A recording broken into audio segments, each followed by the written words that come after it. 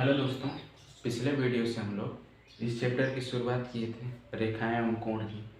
तो उस वीडियो में हम लोग मेनली जो शब्द प्रयोग होते हैं ज्यामिति में, उन शब्दों के बारे में, उनका मतलब, उनकी परिभाषाएं वो कैसे होते हैं, उनको हम लोग समझे थे। अब आज हम लोग जो पढ़ेंगे वो अब कुछ नियम पढ़ेंगे। कोण से रिलेटेड कुछ गुण होंगे, कुछ प्रमेय होंगे, कुछ अभिगृहित होंगे। तो आज मेनली हम लोग 3 नियम पढ़ेंगे। एक प्रमेय पढ़ेंगे और 2 अभिगृहित। अभिगृहित का मतलब पिछले चैप्टर में बताया गया होगा, जब हम लोगों ने यूक्लिड ज्यामिति का परिचय पढ़ा था, उसमें कि अभिगृहित क्या होता है। तो वो विषय अभी नहीं है। हम लोगों का विषय है कि जो नियम है वो क्या होते हैं, उनके बारे में पढ़ना है। तो हम लोगों ने कल पढ़ा था आसन्न कोण के बारे में, कुछ आसन्न कोण के बारे में, एडजेसेंट एंगल। तो उसमें हम लोगों ने पढ़ा था कि जब 2 कोण एक ही शीर्ष पे बनने लगे, ठीक, एक ही शीर्ष पे 2 कोण बनने लगे, तो ये दोनों कोण क्या कहलाते थे? आसन्न कोण कहलाते थे। अब आसन्न कोण से ही रिलेटेड हम लोग पढ़े थे रैखिक युग्म। रैखिक युग्म, रैखिक युग्म के बारे में मैं बताया था कि जो अउभयनिष्ठ भुजा, यानी कि ये वाली भुजा ओए भुजा और ओसी भुजा, जो अउभयनिष्ठ भुजा है, वो यदि एक रेखा बनाने लगे, ठीक, तो हम लोग कहते थे कि ये रैखिक युग्म था। बात समझ आए? तो इसी से रिलेटेड पहला अभिगृहित है, वो ये है कि यदि एक रेखा पर, मान लेते हैं ये रेखा है ए बी, ये रेखा ए बी है, इस रेखा पर कोई किरण, क्या है, कोई किरण स्थित हो, इस तरीके से मान लेते हैं ओसी, ठीक, ये किरण स्थित है, तो क्या होता है, ये नियम है, ये रूल है कि जब एक रेखा पे कोई किरण स्थित हो, तो इनसे बनने वाला जो आसन्न कोण होगा, ये कोण ये और दूसरा कोण ये, इन दोनों कोणों का योग 180 डिग्री होता है। कितना? 180 डिग्री। यानी कि जब एक रेखा हो और उस पर कोई दूसरी किरण आके प्रतिच्छेद करे, तो इनसे बनने वाला जो कोण होगा वो आसन्न कोण होगा। चूंकि रैखिक है तो रैखिक युग्म होगा। तो इस प्रकार हम लोग कह सकते हैं कि इन दोनों कोणों का योग कितना होता है? 180 डिग्री होता है। यानी कि यदि नाम लिखना चाहें हम लोग, तो ये वाला कोण कितना है? ये है कोण AOC, और यदि इस कोण को जोड़ें COB, तो इन दोनों कोणों का योग कितना होगा? 180 डिग्री। यही प्रमेय है, अभिगृहित है। बात समझ आई? यानी कि ये कोण यदि x डिग्री का है, ये कोण y डिग्री का है, तो यदि दोनों को हम लोग जोड़ें y प्लस x डिग्री, तो इन दोनों कोणों का योग कितना होगा? 180 डिग्री। बात समझ आई? अब इसी का उल्टा होता है। क्या होता है कि यदि 2 आसन्न कोण हों, क्या हो? 2 आसन्न कोण,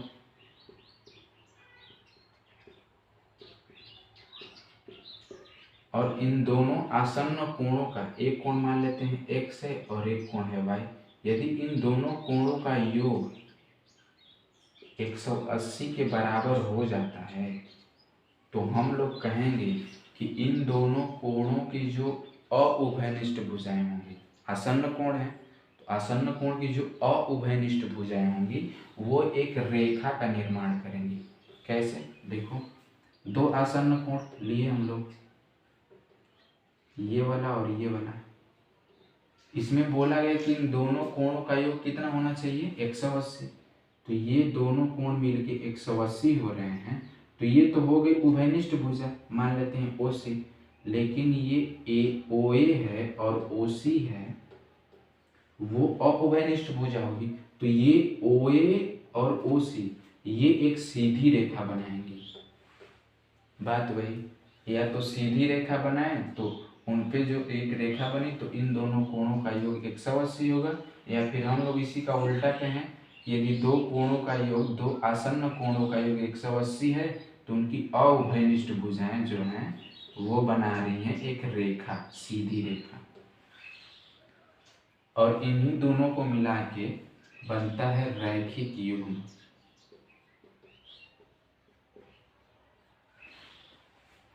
नियम समझ में आया? एक बार फिर बता दे रहा हूँ, यदि एक रेखा पर, जैसे ए बी एक रेखा है, इस रेखा पे एक दूसरी किरण आके मिल रही है बिंदु ओ पर, ठीक, मिल गई, ओसी किरण मिल गई, तो अब जब मिली तो ये कोण और ये कोण दोनों आसन्न कोण होंगे। तो जब एक रेखा पे कोई किरण आकर मिलती है और दो आसन्न कोण बनते हैं तो इन दोनों आसन्न कोणों का योग जो होता है वो 180 डिग्री होता है। जैसे ये y डिग्री है, ये चीज y डिग्री है और ये चीज x डिग्री है, तो इन दोनों का योग कितना होगा? 180 डिग्री होगा। कहने का मतलब यदि ये वाला चीज, ये एंगल हमें पता रहेगा तो इस एंगल को हम लोग आसानी से पता कर सकते हैं, या फिर ये एंगल पता हो तो ये एंगल हम लोग आसानी से पता कर सकते हैं। तो इस चीज में इसका यूज होता है। अब दूसरा जो नियम है वो है शीर्षाभिमुख से रिलेटेड नियम। किससे? शीर्षाभिमुख कोण, इससे रिलेटेड नियम है और ये प्रमेय कहा जाता है। अब ये प्रमेय क्यों कहा जाता है, ये आगे पिछले चैप्टर का विषय है, उसके बारे में हमें चर्चा नहीं करनी, हमें ये प्रमेय पढ़ना है कि प्रमेय क्या होता है। शीर्षाभिमुख कोण कब बनता है? जब दो रेखाएं एक दूसरे को कहीं न कहीं प्रतिच्छेद करती हो या फिर काटती हो, तब शीर्षाभिमुख कोण बनता है। और कौन कौन शीर्षाभिमुख कोण होते हैं? तो ये वाला कोण इसके शीर्षाभिमुख कोण कहलाता है, यानी ये दोनों कोण आपस में शीर्षाभिमुख कहलाते हैं। इसी प्रकार ये वाला दोनों कोण आपस में शीर्षाभिमुख कहलाते हैं।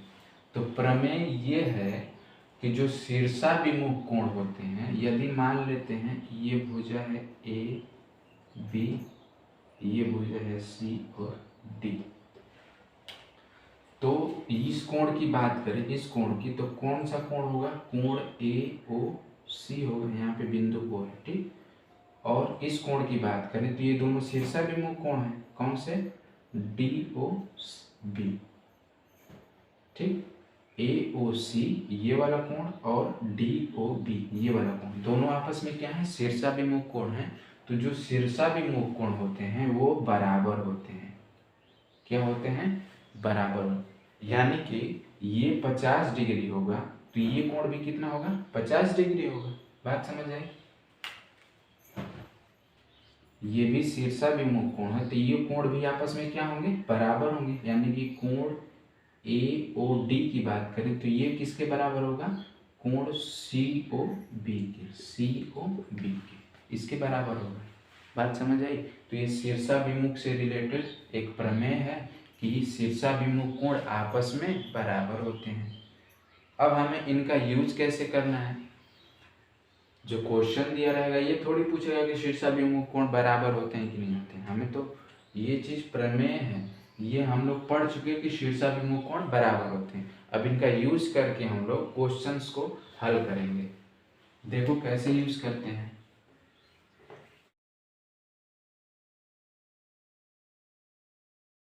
क्वेश्चन ये दिया हुआ है कि दो रेखाएं हैं, एक PQ रेखा है, एक SR रेखा है। ये दोनों रेखाएं एक दूसरे को बिंदु O पर प्रतिच्छेद कर रही हैं, ठीक।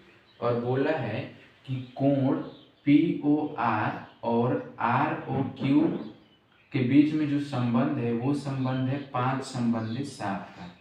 कितने का?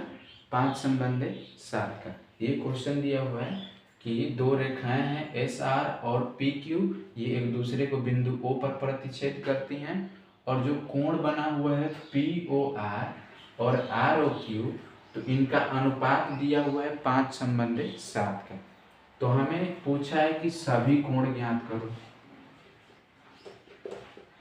सभी कोण ज्ञात करो, ठीक है ना।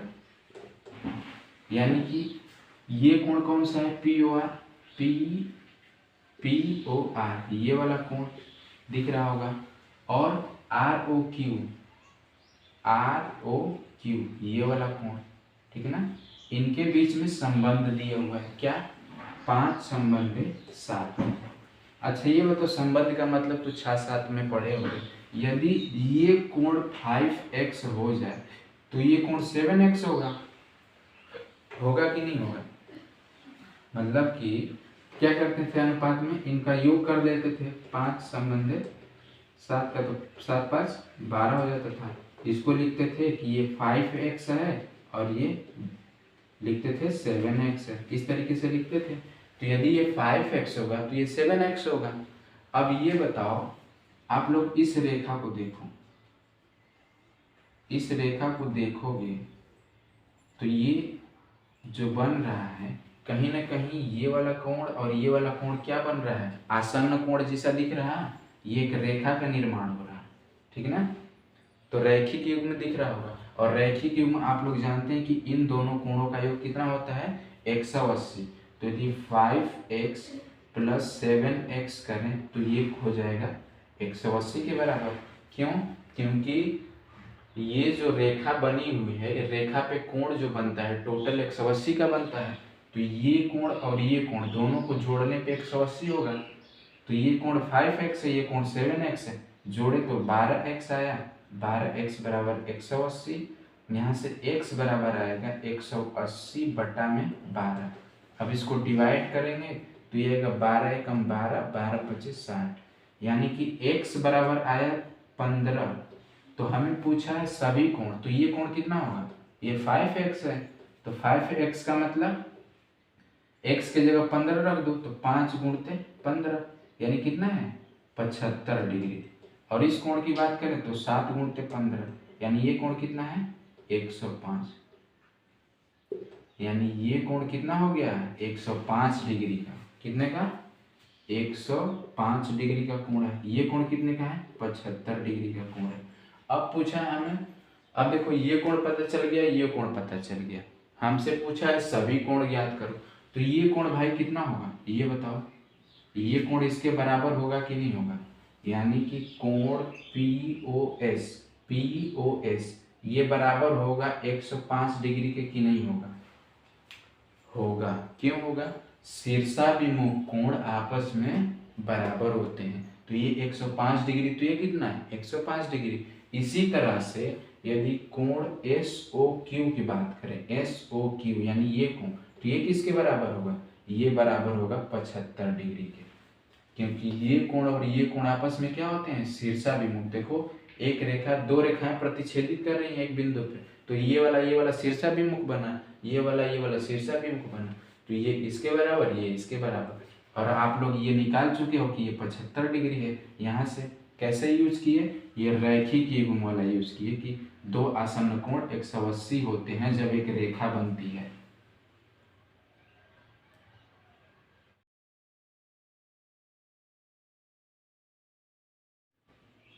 ये क्वेश्चन दिया हुआ है, क्या है, एक चित्र है।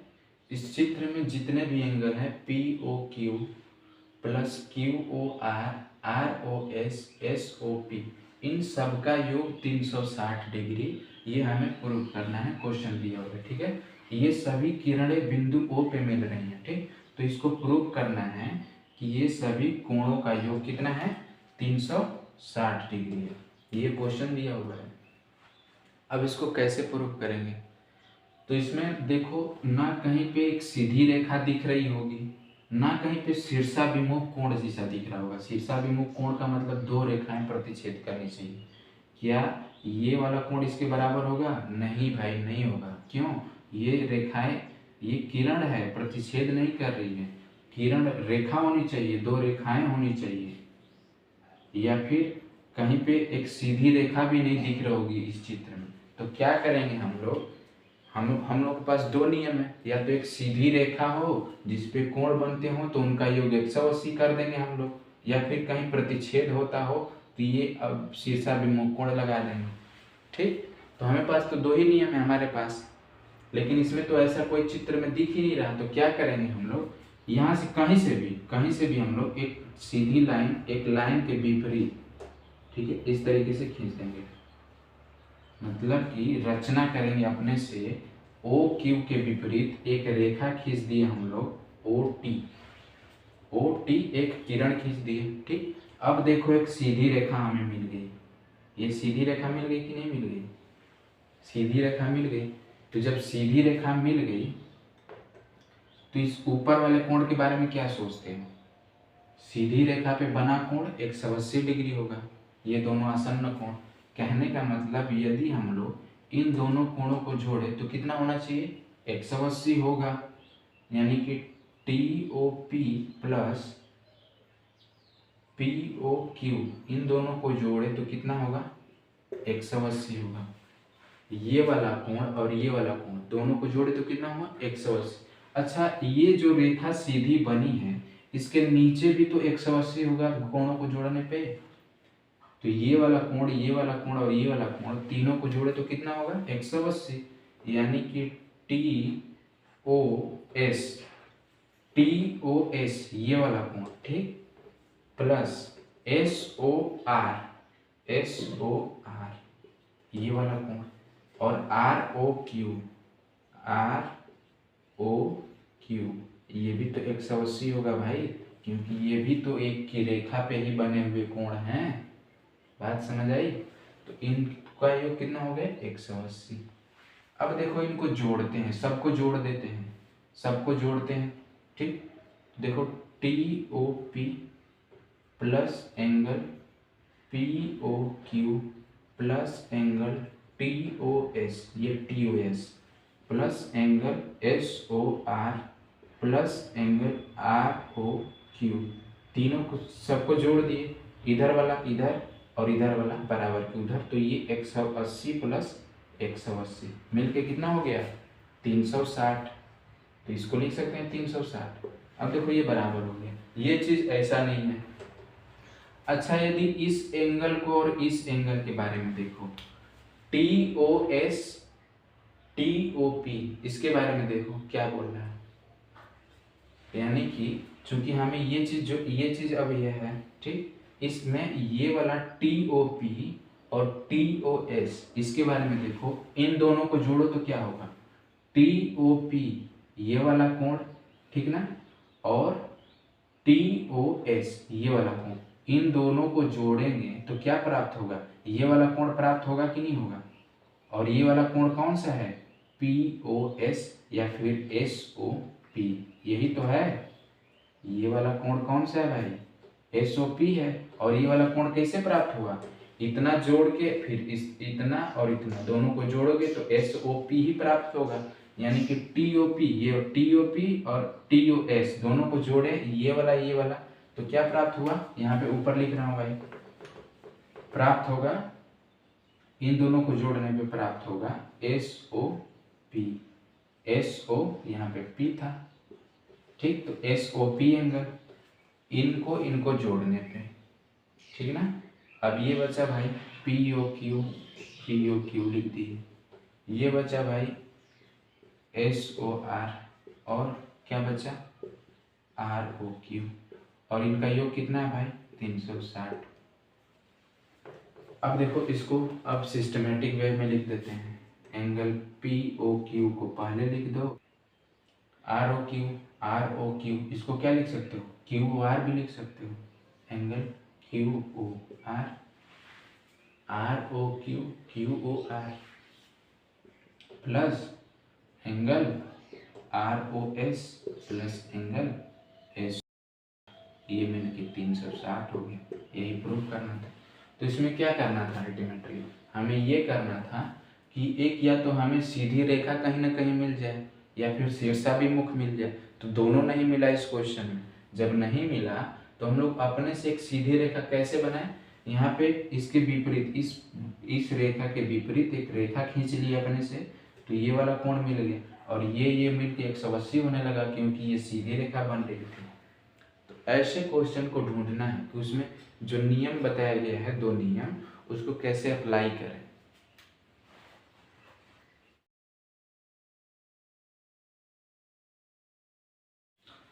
देखो भाई, ये तीसरा क्वेश्चन है। इसमें क्या दिया हुआ है दिया हुआ है कि पी ओ क्यू एक रेखा है, सीधी रेखा है, ठीक, एक रेखा है और इस रेखा पे ओ एस एक किरण स्थित है, ओ एस एक किरण स्थित है, ठीक है ना।